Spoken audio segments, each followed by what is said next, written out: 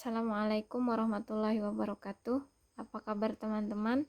Kali ini kita akan membicarakan tentang gangguan kecemasan dan sudut pandang dari beberapa teori tentang gangguan kecemasan ini. Yang pertama, gangguan kecemasan menurut teori psikoanalisa, teori behaviorisme, kemudian juga teori kognitif dan teori humanistik. Baik, selanjutnya kita membahas gangguan kecemasan atau anxiety disorder. Anxiety disorder ini dicirikan dengan ketakutan atau kecemasan tidak realistis, irasional, yang menyebabkan stres berat yang signifikan dan atau kerusakan fungsi.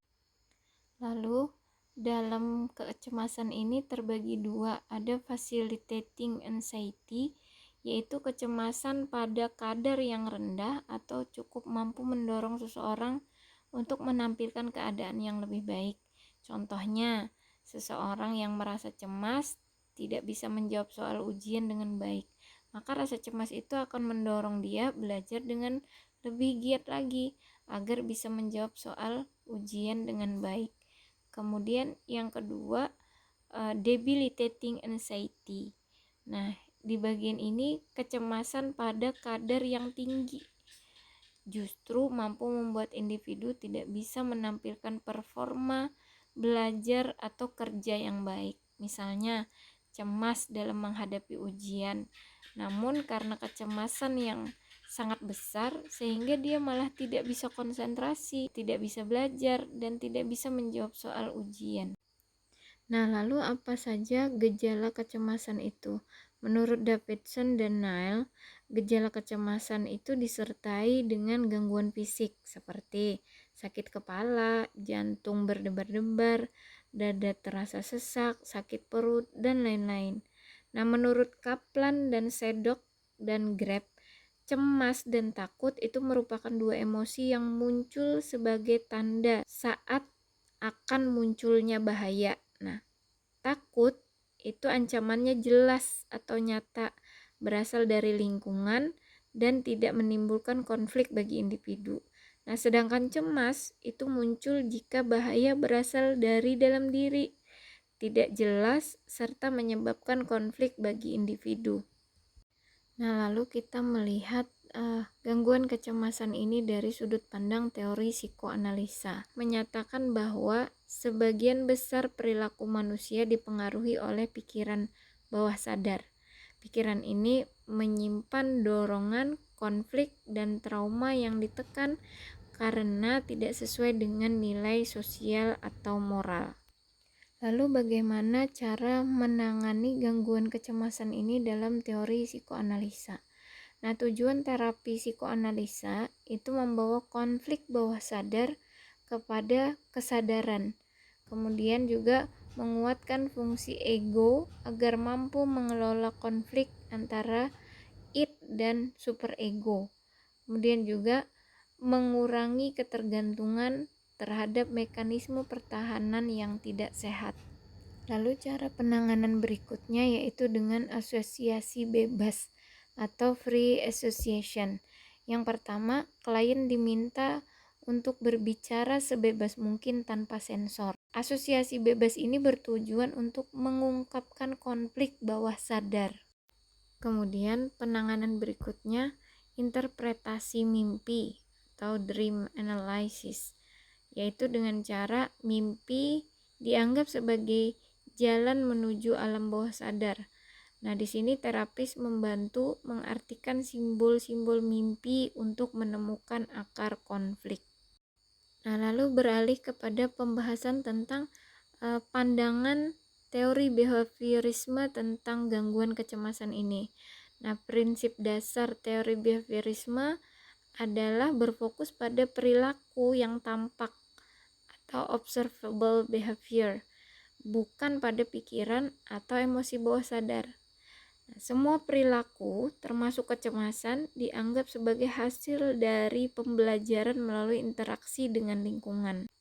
Tokoh utama dari teori behaviorisme ini diantaranya adalah John B. Watson, kemudian B.F. Skinner, dan Ivan Pavlov. Penyebab gangguan kecemasan menurut teori behaviorisme itu terbagi dari 3: classical conditioning. Classical conditioning atau Pavlovian conditioning itu mengemukakan kecemasan muncul karena asosiasi antara stimulus netral dengan stimulus yang menakutkan. Contoh, seorang anak melihat anjing, itu adalah sesuatu yang netral, lalu dia digigit. Nah, anak menjadi takut setiap melihat anjing. Kemudian operant conditioning atau Skinnerian conditioning. Nah, dia mengungkapkan kecemasan bertahan atau meningkat karena perilaku menghindar diikuti oleh penguatan negatif. Contohnya seperti apa? Seseorang yang takut untuk presentasi lalu bolos saat ada giliran. Nah, rasa lega yang didapat itu akan memperkuat perilaku menghindarnya. Nah, ini disebut reinforcement negatif. Kemudian yang berikutnya modeling atau observational learning yang dikemukakan oleh Albert Bandura. Nah, kecemasan bisa dipelajari dengan mengamati orang lain. Contoh, anak yang melihat ibunya selalu panik saat naik lift. Nah, si anak ini bisa belajar menjadi takut pada lift juga. Lalu pembahasan berikutnya adalah bagaimana penanganan gangguan kecemasan menurut teori behaviorism. Menurut teori ini bertujuan untuk menghapus perilaku kecemasan yang dipelajari dan mengganti dengan perilaku adaptif. Nah, seperti apa? Di sini disensitisasi sistematis. Nah, tujuannya untuk mengurangi kecemasan secara bertahap melalui relaksasi dan eksposur bertingkat. Langkahnya yaitu ada 3. Yang pertama, belajar teknik relaksasi. Kemudian yang berikutnya, membuat hierarki ketakutan dari ringan ke berat. Terus menghadapi ketakutan sambil tetap rileks, mulai dari level terendah. Nah, bagaimana langkah-langkah tersebut? Contoh nih, jika seseorang itu takut ular, nah maka dimulai dari ditunjukkan gambar ular, kemudian ditunjukkan video tentang ular, lalu meningkat lagi kepada ular mainan misalnya. Nah, lalu ditunjukkan sampai pada tahap ular asli begitu. Lalu penanganan berikutnya yaitu dengan metode flooding. Dalam flooding ini juga ada beberapa penjelasan. Yang pertama, dia eksposur langsung dan intens pada stimulus yang ditakuti tanpa bertahap. Nah, tujuannya adalah untuk menghentikan penguatan negatif dari perilaku menghindar. Ini cocok untuk fobia sederhana, namun dia memiliki resiko, yaitu butuh kesiapan mental tinggi dan pengawasan yang ketat. Kemudian berikutnya ada yang namanya reinforcement dan punishment. Positive reinforcement memberi hadiah saat klien berani menghadapi ketakutannya. Kemudian kalau negative reinforcement dihindari karena dapat memperkuat perilaku menghindar. Dan berikutnya juga ada yang namanya token ekonomi. Ini adalah sistem poin yang ditukar dengan hadiah jika klien berhasil mengelola kecemasannya. Kemudian kita juga akan membahas tentang kelebihan dan kelemahan teori behaviorisme ini. Nah, itu dilihat dari beberapa aspek.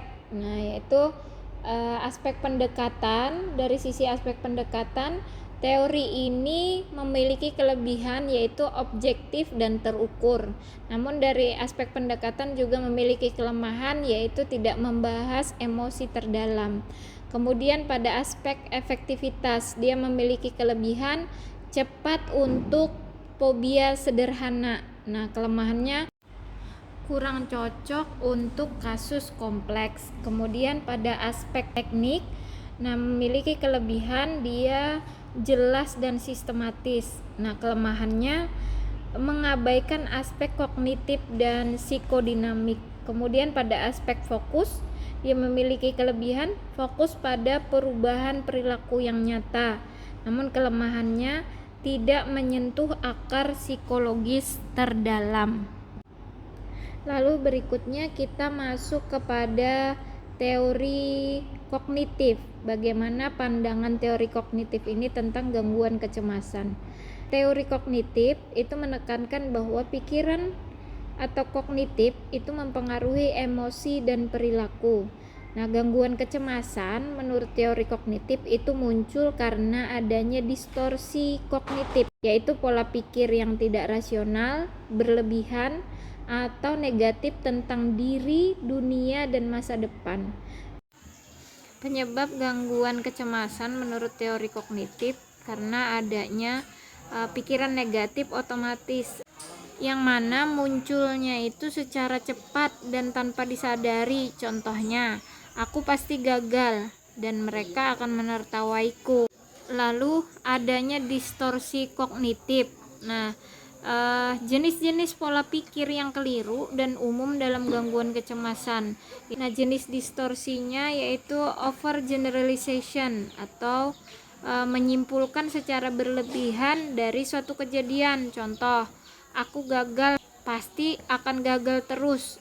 Kemudian jenis distorsi berikutnya adalah catastrophizing, yaitu seseorang membayangkan skenario paling buruk. Contohnya, kalau aku salah bicara, semua orang akan membenciku. Kemudian jenis distorsi berikutnya adalah mind reading. Nah, mind reading ini menganggap dirinya itu tahu apa yang orang lain pikirkan. Contoh, misalnya mereka menganggap aku bodoh, mereka menganggap aku buruk, mereka menganggap aku ini gagal. Nah, itu. Kemudian jenis distorsi fortune telling. Nah, ini bagaimana dia meramal masa depan secara negatif. Seperti apa contohnya? Misalnya, presentasiku besok pasti kacau. Nah, seperti itu. Kemudian jenis distorsi berikutnya all or nothing thinking. Nah, melihat sesuatu itu hanya pada hitam atau putih. Contohnya seperti apa? Kalau aku nggak sempurna, berarti aku gagal. Lalu penyebab gangguan kecemasan berikutnya menurut teori kognitif adanya keyakinan inti negatif, keyakinan mendalam yang terbentuk sejak kecil. Misalnya, aku tidak layak dicintai, di dunia ini tempat yang berbahaya. Nah, keyakinan-keyakinan ini menjadi dasar pikiran otomatis yang memicu kecemasan. Contoh proses terbentuknya kecemasan menurut teori kognitif. Ada situasi. Nah, lalu situasi ini diikuti dengan adanya interpretasi negatif. Karena adanya interpretasi negatif, maka timbullah emosi, yaitu emosi cemas.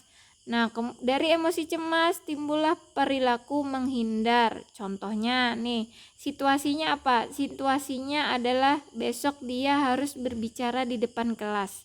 Nah, pikiran yang muncul, kalau aku salah, semua orang akan menertawaiku. Lalu muncullah emosi panik, gemetar, berkeringat. Perilaku yang muncul adalah menolak tampil. Lalu perilaku berikutnya, karena dia menolak tampil, maka dia berpura-pura sakit. Bagaimana penanganan gangguan kecemasan ini menurut teori kognitif? Terapi yang digunakan adalah terapi kognitif atau cognitive behavioral therapy. Nah, tujuan terapi ini mengenali pikiran yang tidak rasional, kemudian menantang dan mengganti pikiran tersebut dengan yang lebih rasional. Kemudian lagi mengubah perilaku dan emosi melalui restrukturisasi kognitif. Adapun teknik-teknik terapi kognitif sebagai berikut. Nah, teknik yang pertama, identifikasi pikiran otomatis. Klien mencatat situasi yang memicu kecemasan dan pikiran yang muncul. Contoh, saat presentasi, pikiran yang muncul adalah aku akan mempermalukan diriku sendiri. Kemudian teknik Socratic questioning. Nah, seperti apa teknik ini? Terapis itu melakukan memberikan pertanyaan untuk menggali kebenaran pikiran negatif yang ada pada klien. Contohnya, apa buktinya kamu selalu gagal? Nah, pertanyaan-pertanyaan seperti ini. Teknik berikutnya adalah dengan cara mengganti pikiran irasional dengan yang lebih realistis. Contohnya, bahkan jika aku salah sedikit, itu adalah hal yang wajar. Kemudian, teknik berikutnya adalah menuliskan situasi, pikiran, emosi, bukti pro kontra, dan pikiran pengganti. Contohnya seperti apa? Membantu klien melihat bahwa pikirannya itu tidak selalu benar, kayak gitu. Pikiran-pikiran buruknya itu tidak selalu benar. Lalu teknik berikutnya adalah dengan cara menguji keyakinannya secara langsung.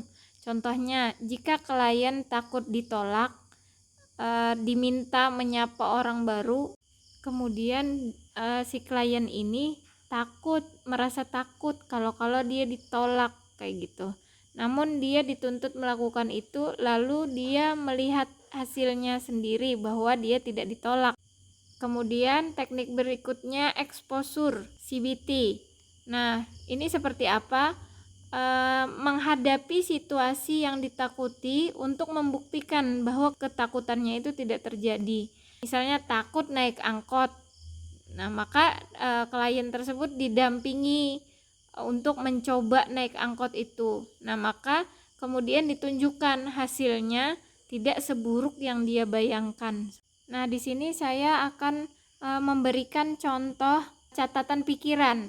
Nih, contohnya dimulai daripada situasi. Situasinya adalah ujian presentasi. Pikiran yang muncul, aku pasti gagal dan dipermalukan.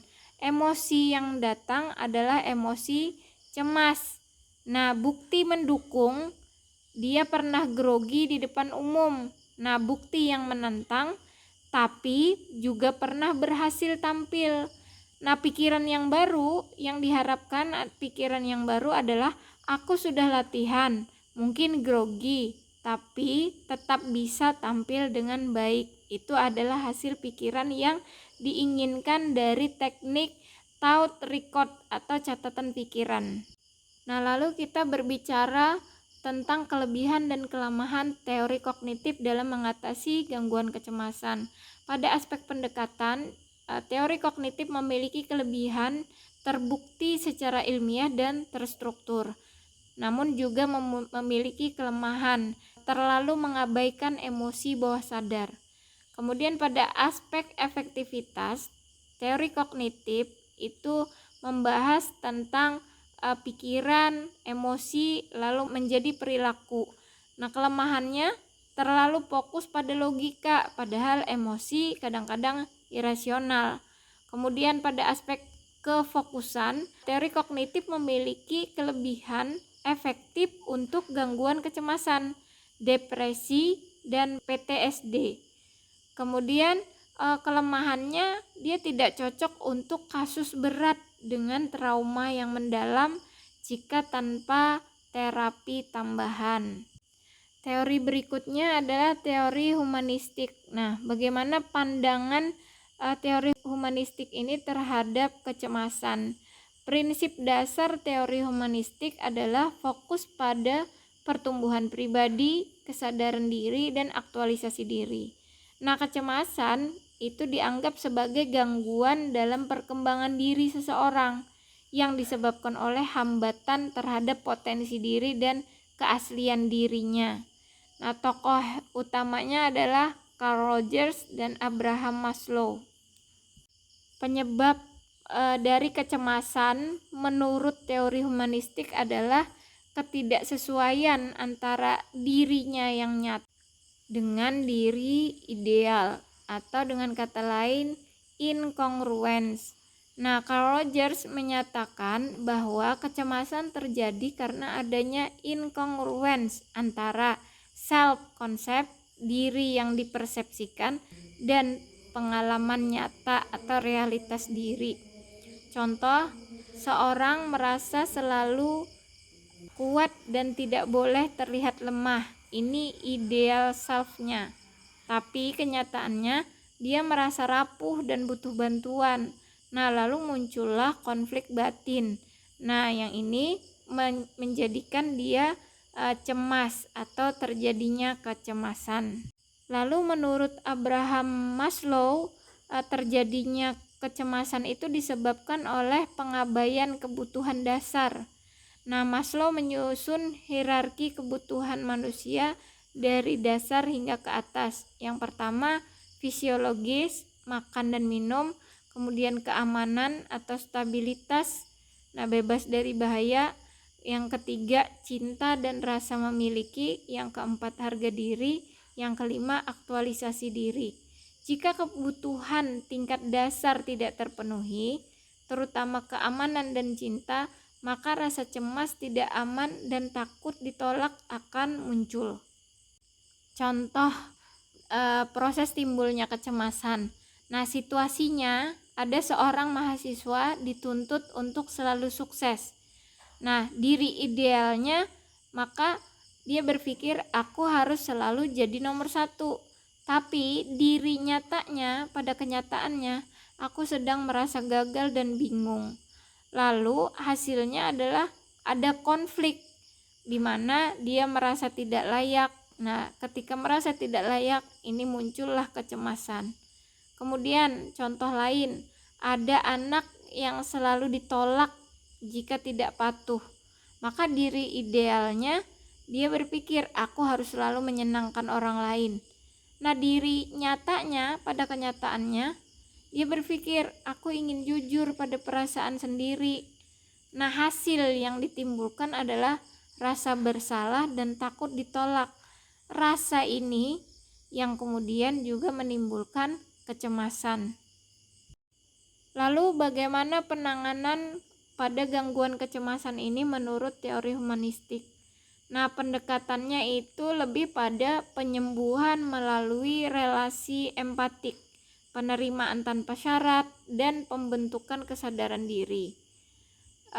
Yang pertama menurut Carl Rogers adalah person-centered therapy. Tujuannya untuk membantu klien mengenali diri dan bisa menerima dirinya apa adanya. Tujuannya adalah untuk mengurangi kecemasan dengan menumbuhkan penerimaan diri tanpa syarat. 3 unsur kunci terapi yaitu empati, di mana terapis benar-benar berusaha memahami dunia batin klien. Kemudian yang kedua, kehangatan dan penerimaan tanpa syarat, di mana klien diterima apa adanya tanpa syarat apapun. Kemudian yang ketiga, kongruensi atau keaslian. Terapis bersikap jujur dan terbuka, bukan pura-pura sempurna. Kemudian terapi berikutnya adalah peningkatan kesadaran diri atau self-awareness. Nah, klien didorong untuk menyadari pikiran, perasaan, dan kebutuhan terdalamnya. Karena kecemasan itu sering muncul karena adanya penolakan terhadap perasaan sendiri. Nah, kemudian Gestalt terapi ini berfokus pada saat ini dan kesadaran diri penuh. Kemudian di terapi ini membantu klien menerima semua bagian dari dirinya, termasuk sisi yang ditolak, ditekan, atau yang tidak sempurna seperti itu. Contoh teknik ini, empathy chair. Nah, klien berbicara dengan kursi kosong, seolah berbicara pada bagian dirinya yang ditolak. Nah, lalu apa kelebihan dan kelemahan teori humanistik pada penanganan kasus gangguan kecemasan? Nah, dia ada memiliki beberapa aspek. Aspek pendekatan pada teori humanistik ini memiliki kelebihan sangat menghargai martabat dan potensi manusia. Namun kelemahannya tidak selalu cocok untuk gangguan berat. Kemudian pada aspek fokus memiliki kelebihan menumbuhkan keaslian, penerimaan, dan pertumbuhan. Namun pada kelemahannya dia tidak cukup terstruktur untuk fobia ekstrim atau OCD. Kemudian aspek relasi terapi memiliki kelebihan hubungan terapeutik yang hangat, aman, dan manusiawi. Namun juga memiliki kelemahan pada prosesnya cenderung lebih lama dan tidak terfokus pada gejala spesifik. Nah, demikian tadi penjelasan tentang beberapa teori dalam menangani kasus gangguan kecemasan. Terima kasih atas perhatiannya, semoga bermanfaat. Assalamualaikum warahmatullahi wabarakatuh.